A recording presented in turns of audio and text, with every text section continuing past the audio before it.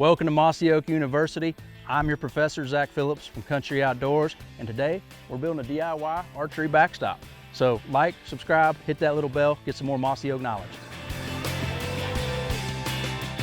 This is the target I'm primarily shooting from my porch. It's 60 yards, and sometimes people miss. So if we miss, we're either going in the lake or stabbing a fisherman. Arrows cost $10 a piece, and I don't know what it costs to shoot a fisherman, but it's probably a lot. So today, we're building a backstop for the target. I am not a construction expert, so the goal on this archery backstop is to make it as cheaply and as easily as possible. I don't want this thing to be so heavy of a monstrosity that we can't move it around, but I also don't want it to be flimsy and tip over. So this is what we came up with. All you're gonna need to build this thing is a 4x6 stall mat, 5 2x6s in the 8-foot. I did 2 caster wheels, which are about $35 for the 2. Those are optional. We'll need 8 bolts for those. We'll need washers for the stall mat. For tools, all we're gonna need is a drill, tape measure, saw, and I had some leftover wood finish poly. So we're gonna throw that on there at the end to protect it from the weather. But that's it, so let's get after it. To get started, we're gonna need to cut 3 4-foot sections, 2 6-foot sections, and then leave one at the original 8-foot length.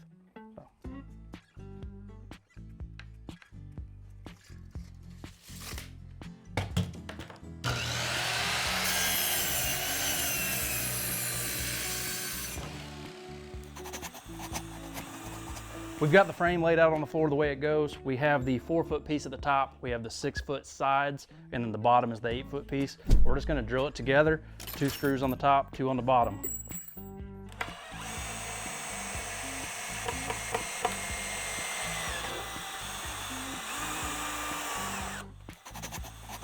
We have these corner braces. We're gonna put these on the inside corners, give it a little bit more strength, so when the winds howl through here, it won't fall, ruin all my construction. If you think to yourself, Professor Zach, you look sweaty and hot. This must be very hard. I don't want to do it. Mind you, it's 100 degrees outside, which is not advised. You should do this in the winter or in air conditioning. And I guarantee you, this thing's awkward. It's not that heavy, but it is awkward. Kind of like me. We're going to attach the stall mount to the top of the frame using wood screws with a washer on it. That washer is just to keep the screw from sinking through the material and ripping. I'm going to attach it on the top only, not on the sides. I'm not a physics professor, but my thought is by having it not tight all the way down the sides and at the bottom, it'll have a little bit more give when an arrow hits it. That way, hopefully your arrow doesn't penetrate and or break. That's my thought anyway.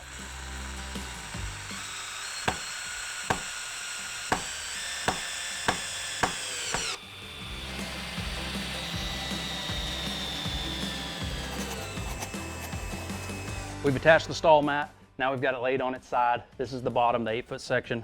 We're gonna install 4-foot sections on the bottom like feet for stability. And when we put it behind the target, we're gonna drill a hole at the end and we're gonna put a stake in just to give it a little bit extra stability.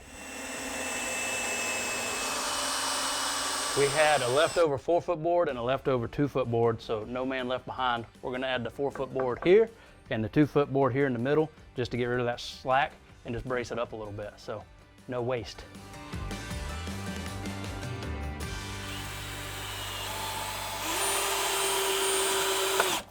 I got some help and we have moved the backstop to the target.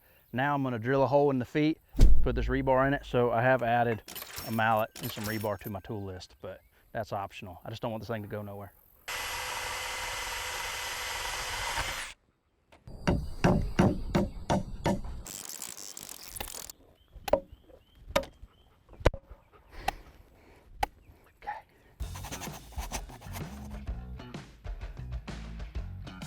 A little bit on there.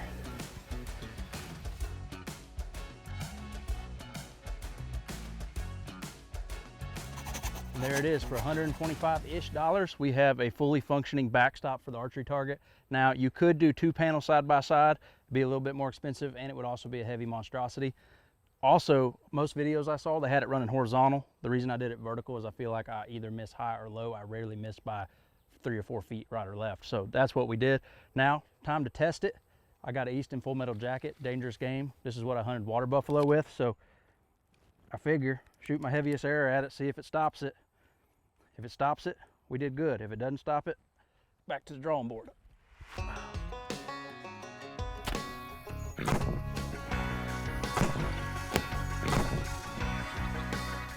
So there you go. For $125, we got a backstop that stopped a 650 grain arrow. So there you go. Go build you a backstop.